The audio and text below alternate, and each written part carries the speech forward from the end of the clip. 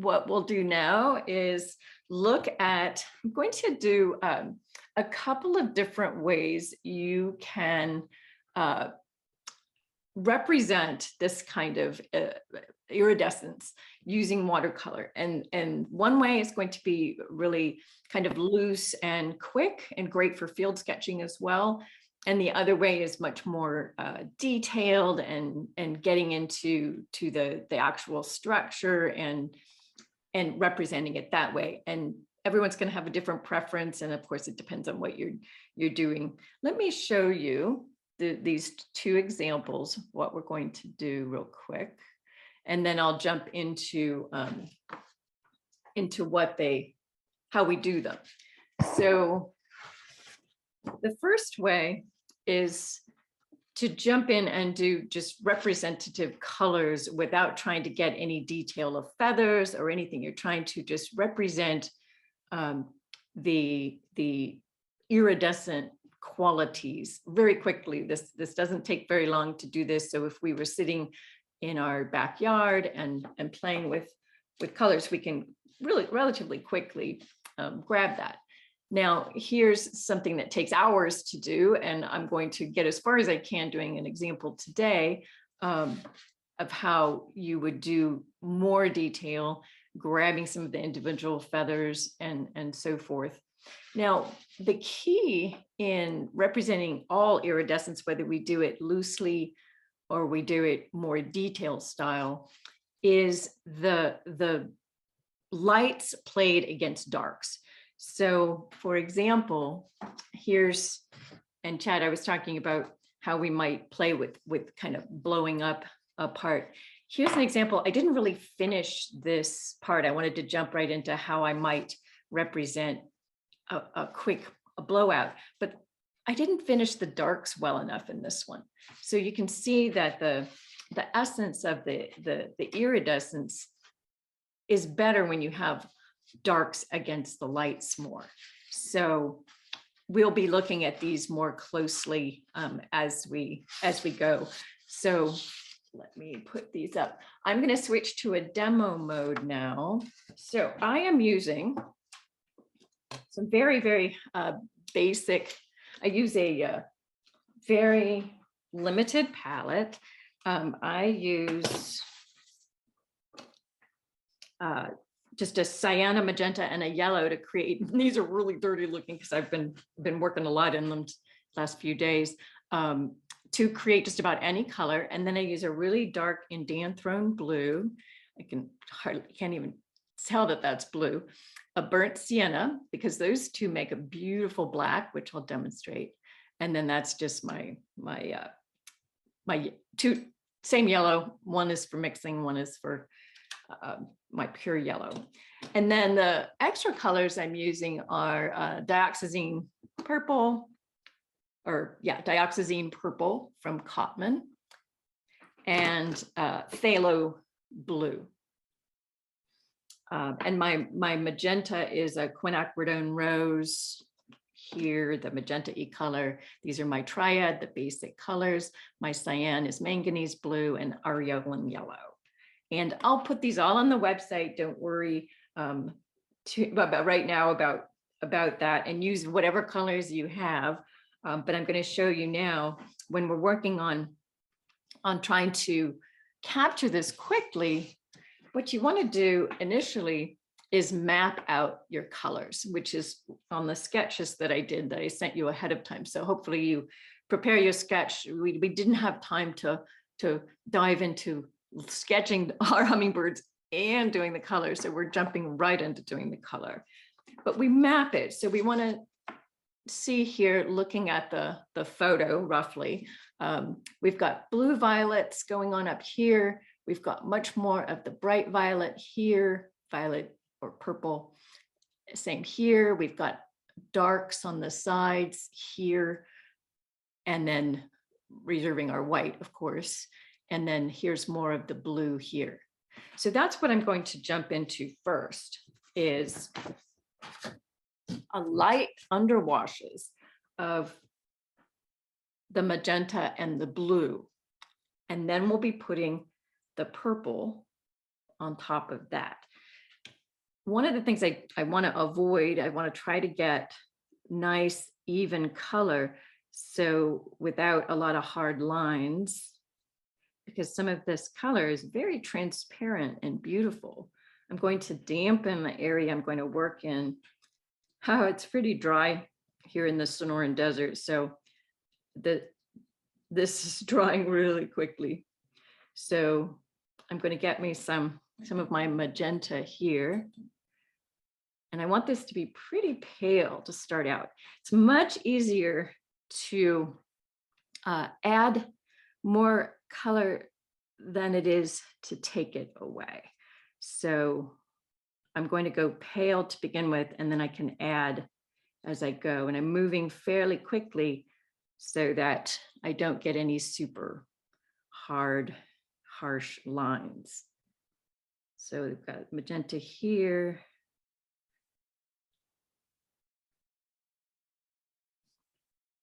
And then I'm going to go in, I've got my phthalo blue, again, really light on the phthalo, which is like an uber color.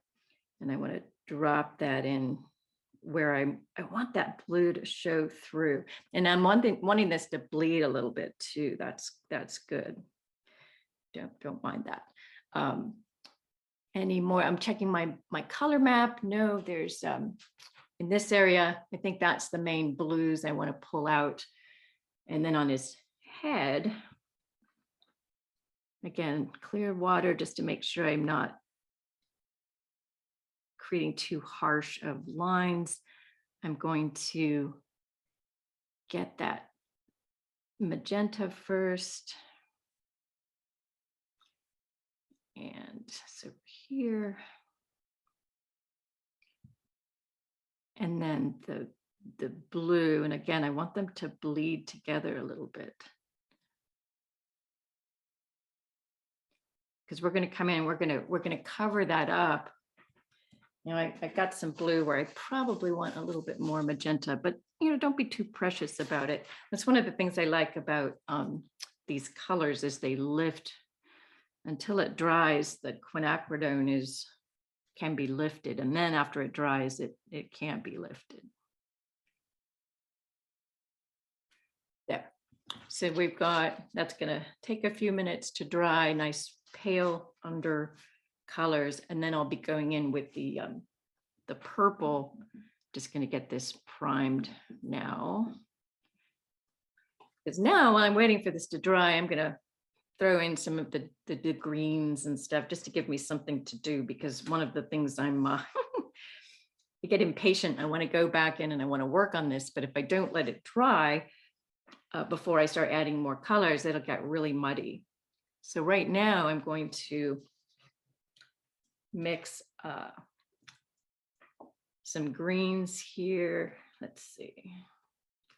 I'm taking a bit of yellow, and that's okay that it's kind of a dirty yellow. I want a little bit of the warm blue and some of I want a kind of varied color mix here.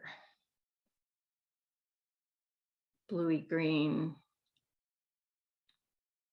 Oop, got that a little bit too dark, but that's okay because I want to get some darks along the sides here.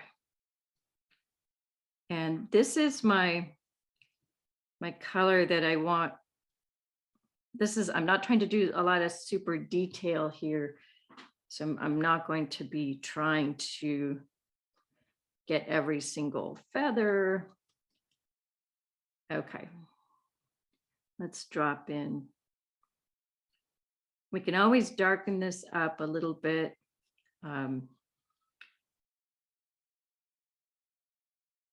As we go, I'm going to make it a little darker around his rear.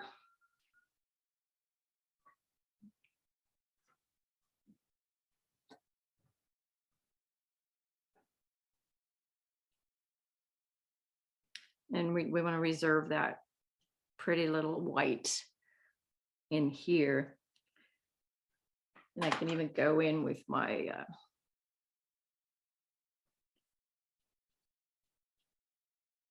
skinnier brush here and give it a little bit more of the fuzzy look. I'm going to keep that fairly light right now, except for, maybe I'll just go, while this is damp, I can go in and get his under rump here, just showing a little bit, maybe some of the darker bits. I could really get into the weeds here and do too much detail. So I'm not going to do a whole lot more here. I'm going to leave that for now because I can always add a little bit more color, but I don't want to get it too dark right now. Now, how is this looking? I think I can start adding a little bit. Maybe I'll wait just a minute. I'm going to add some of the darks. Every time I think I'm ready, if I do it too soon, I'll really wreck it. So I'm going to mix a nice black using the Indanthrone blue and burnt sienna. Makes a really nice, rich black color. And I'm going to start. Let's just go ahead and do his feet. This will give me something to work on so we can make sure it's nice and dry. And I'm watching the time too. I want to be sure to demo how to do the more detailed look too. It's easy to get just too much water carried away there.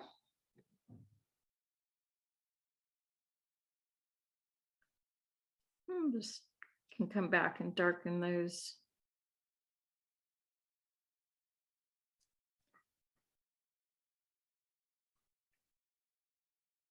Okay, I'm going to stop there and then work.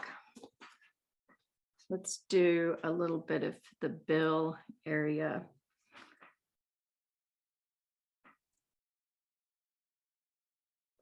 I'm going to leave the top half not completely black. So there's a little bit of light, a little bit more color difference. We'll do the underbill much darker. I'm going to do this in layers because I don't want to overdo the darks too much initially. And I want the area around the eye to be slightly lighter than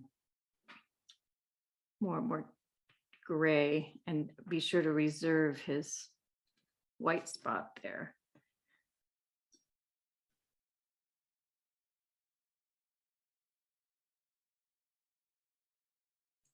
Get this darker so that you get more of the definition.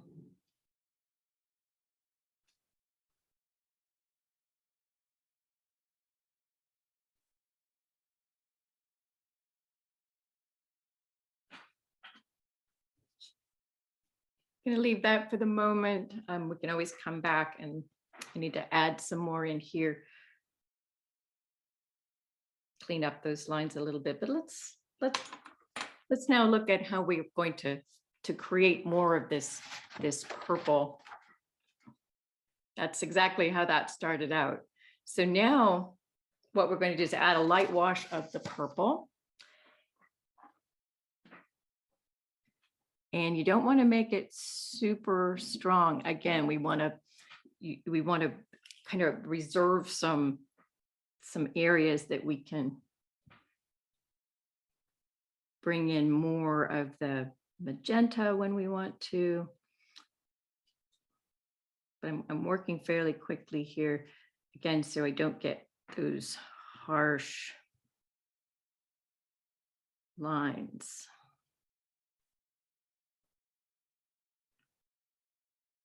And I went ahead and painted over the blue because I can always lift some out, and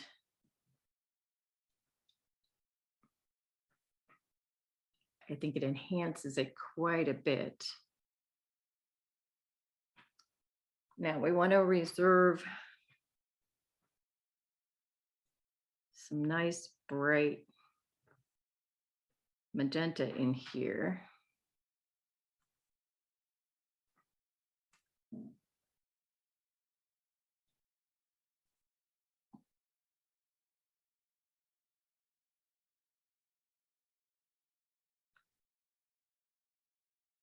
This paper is buckling a little bit. It's not a super, it's more of a field notes weight paper. And I'm going to leave this, and we can come back in when that dries and pull out some of the magenta, which I'm going to keep doing here with a little bit stronger magenta mix. I really want this to pop now. And it even want it to maybe bloom a little bit, which would help make it look more like feathers.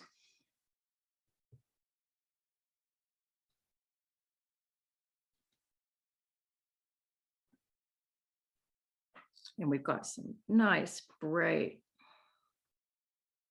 magenta going in here and here, and more of that purple. And we're going to kind of go in strokes that mimic the shape now.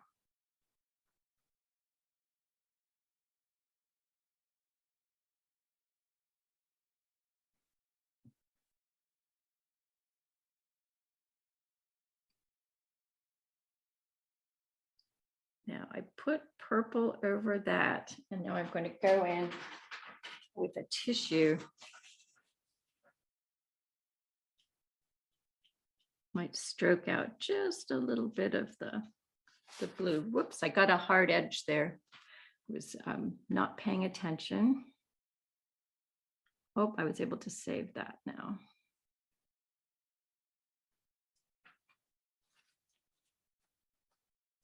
So we're going to let this dry, and just as it gets more dry, I'm going to drop in a lot more of the dark purple in kind of the shapes of the feathers, and that should really enhance that. Well, while I'm waiting for that, I could go in and maybe work on making the enhancing the greens a little bit without overdoing it. Let's see.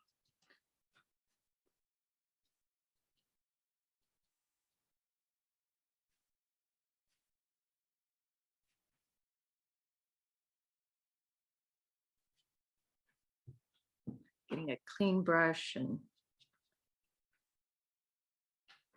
being very careful not to touch the purpley stuff, or it'll really, really make a mess. It'll draw that right in. And let's go in and get some darks in here. Now, one of the things I talked about was how dark against the light really is the key here. So let's go in under these feathers here and show what that's going to look like a little bit. Now that's going to bleed. So I'm going to pull this down and create a shadow. And that's going to really help make this pop for our little hummer guy here. I'm going to stop there because it's just starting to bleed and I don't want to do that. We can lift that out. But while I'm waiting for that, maybe what I can do is maybe I'll touch in a little bit of darks here. Getting a little bit into the too much detail on this guy. Let me get his eyeball, because this is our quick kind of our, you just want to do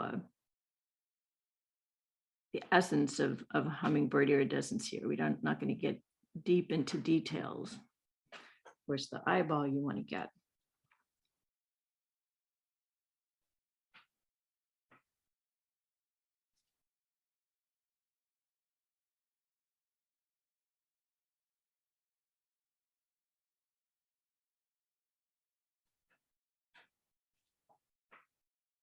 that dry.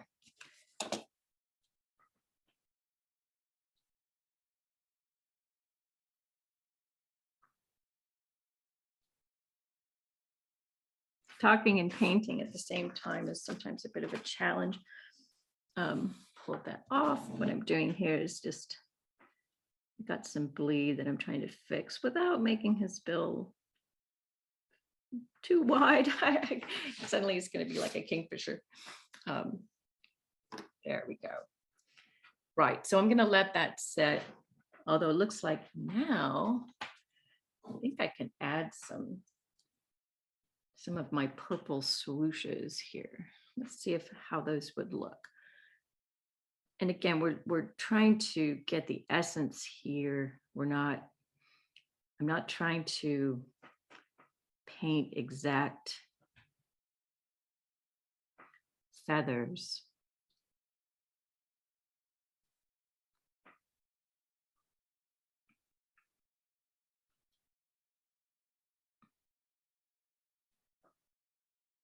But the dark against the light is really going to be helpful.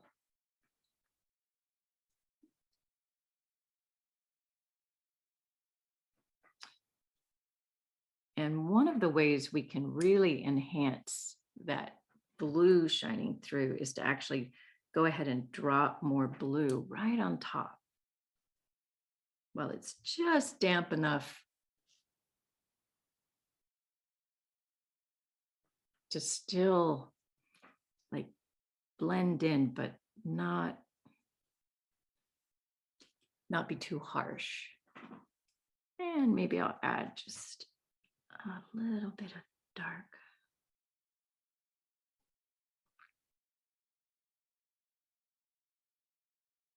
I'm just using pure purple here. Okay, I'm going to let that go for now so I don't overcook it, which is really easy to do. And then we can go in and smooth things out later and enhance. There. So I think that's like a really quick, this is going to dry much more similar to this. This will dry darker, and I actually like the brighter colors in here. I can move this. This is still damp, so I can move it around a little bit, but I'm actually liking that a lot. So let's go on though. I want to keep mindful of the time. This is like our world's fastest hummingbird iridescent demo. Before I step away though, this is still a little bit damp, but we would want to go in. Notice on the photo that we would want to go in and put some dark right under the edge here, which really does enhance. There's even some little tiny feather reflection in there, and that will greatly enhance the look of our iridescence in our hummingbird too. I'll just show you real quickly before I move on. As soon as you add a dark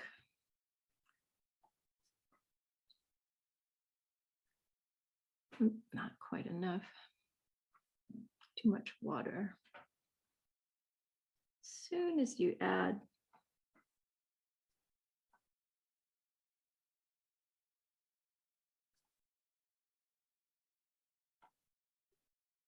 the definition, it really enhances. I'm going to take away, it's a little too dark. So that'll help tremendously. So let's let this guy dry and then look at how we might do a more detailed. Now I did the example here. You guys got this in your pre-materials. I wasn't trying to be exact on the exact number of feathers and structure and everything, but this will give us a way to at least get a more detailed sketch in quickly. And you're going to do the same. We're going to do the same thing we did with the first one. We want to get the blues and the magentas laid down where we want to capture that. So using our color map again, maybe we look at this here. We want our blue violets in here. Let's see. So we want to put a light wash of our blues, checking our photo. We're going to pull that up a little bit like that. He's got a lot of this blue violet going on up here.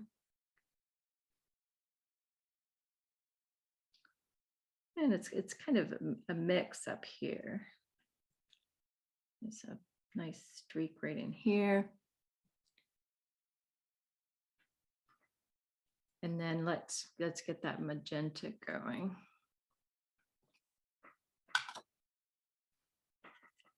And then I just want to wash most of this in a light, very light magenta.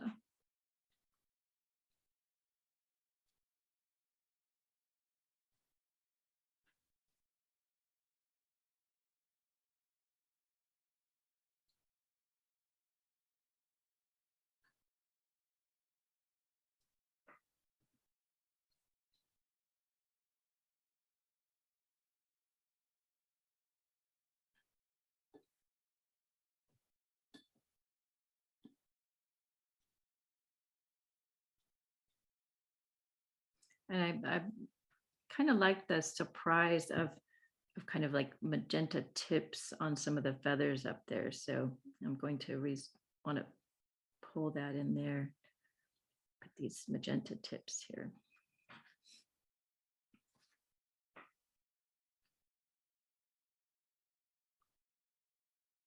Make sure I don't accidentally cover where it's supposed to have white.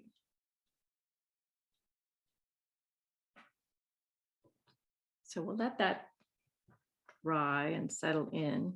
And then I'll show you kind of how I went about creating the definition on those feathers using that kind of axiom. The lights played against the darks is what's going to help us create this feeling of iridescence. While we're waiting for that, we'll do some of our green. See how dirty that green gets.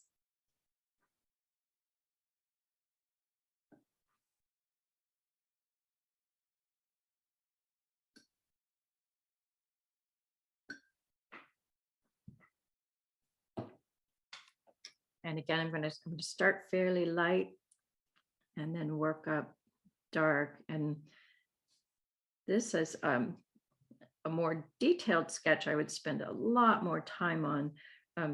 Obviously this morning I can't spend hours and hours, but this guy, if you get into the details, can take hours and hours of little feather work. I'm going to bring this in here. And then I'm working fairly quickly because I want to come in with now this guy. I want to show some of these individual feathers before it dries, because he has some nice fluffs going on here.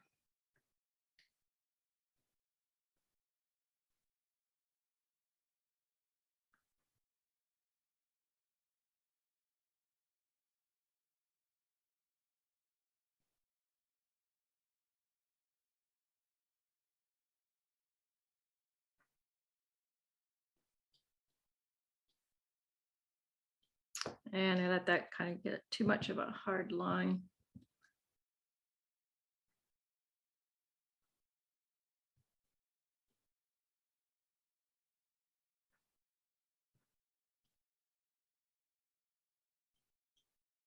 Notice how I'm really pulling as much of the clear water, and I'm just going to be really just get some very faint feathery bits in here. Then I can come back later in more detail.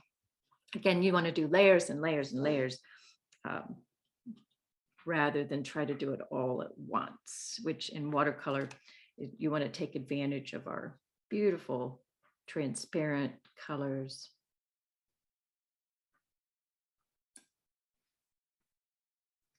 I think I can start actually working on the feathers now too. So I won't do much more here, but you can see you can really get into some nice detail.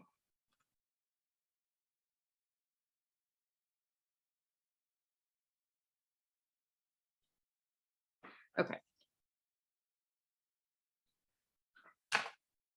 So let's go in and figure out how we're going to get this bright purples. That darks and lights, I'm going in with just pure purple here. Almost no water. What I want to do is I want to start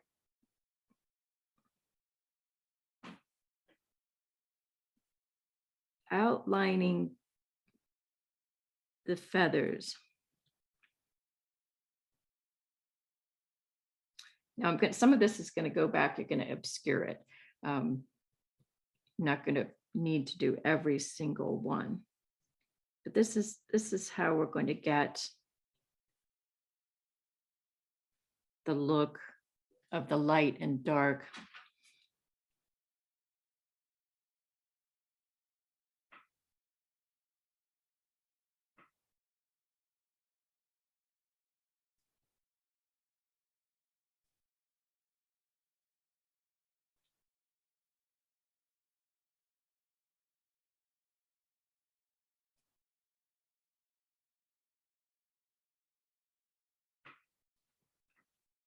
And as we're going, you know, some of these are going to be dark purple, some of them are going to be light, but I can go in very, very faintly and get those feather. Chad, would those be the barbules or what's the term I want for these tiny little sections of the feathers? The little lines kind of radiating out. Yeah, barbs. Barbs, okay. So you're not going to try to do every single one, but you want to start approximating kind of a fool the eye thing. Get some, I'm going to be filling this in probably with more purple anyway. But you can see how the process is here. And as we go down, we're going to be having different sections. You know, again, this takes a long time, but some of them we're going to leave them magenta. Some of them we're going to add a bit more purple.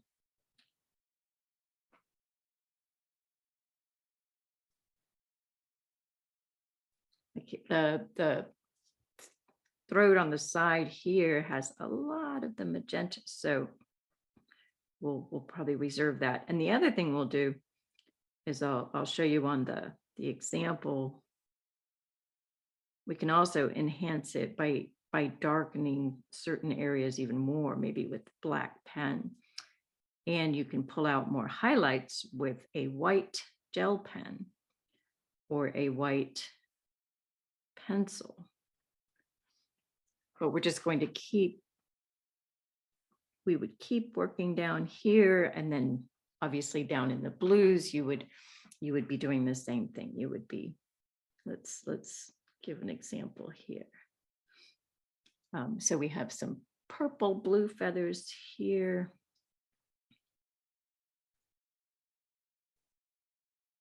And as soon as you start adding the darker line, that really enhances the relationships here of the iridescent light colors. And you might, you know, some people might go in and use instead of the purple like I have, use almost a dark black, but I find personally that it was a little harsh. And this will really, once it dries, we will be going back in and enhancing color. So let me go back in here and show how I might go in.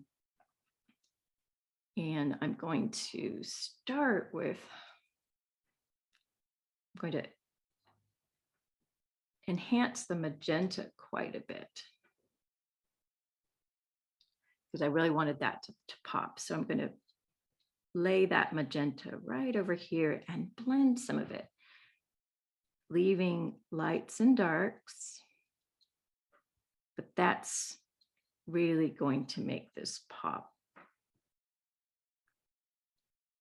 And leaving, it's hard to see with the with the reflection on the color, but that's how we lay down color on top of color. So you get layers and layers, and we get more of that iridescence here. For example, I'm going to enhance my purple here as we grade into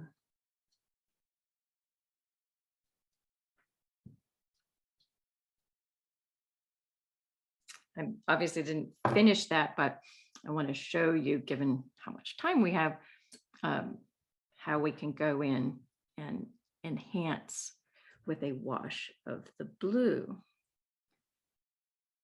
Really brings out that beautiful blues right in here after we finish doing more of the sections. And as soon as I get that beak filled in, that's also going to really, the dark there is going to greatly enhance.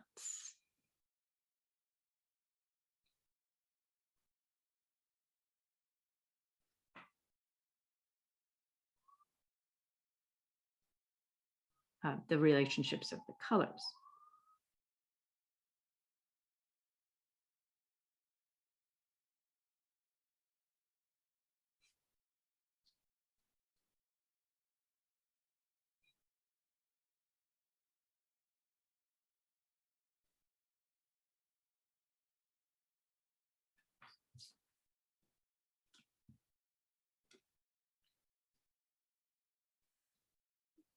Adding some more magenta over the top just to make that pop. And now to really get this to pop, what I would do is probably after I do some of my straighter lines and my outlines, I would really enhance the dark purple under here, which would really help to make that, make the lighter part pop more.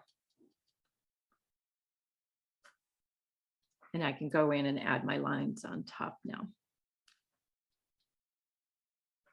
And that's how I would continue around and work on this guy. We're running out of time here. That's okay. I will have other examples. We'll finish this, but you can see how